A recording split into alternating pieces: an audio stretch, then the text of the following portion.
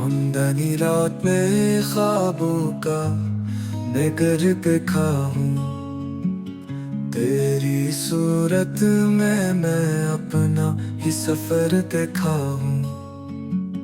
फूल खुशबू में छुपाते हैं तेरे नाम की बात। हुआ के दोष पे पैगाम सर देखा हूँ। आँख के आईने में अक्स तेरा रहता है। हर नजर में तेरी तस्वीर का घर देखता हूँ। वक्त के मोड़ पे यादों का कोई चर्चा है। रित पर लिख के कोई दिल का नगर देखता हूँ।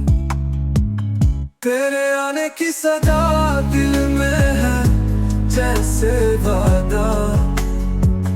हर सह तेरी तरफ सुबह का दर देखता हूँ। गम की बारिश में भी चलता है उम्मीदों का चिराग।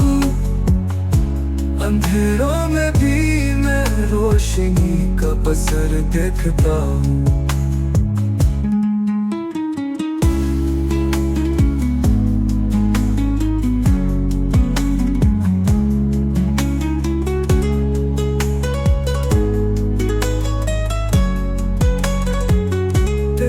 हंसी में है बहारों का सा एक रंग लतीफ।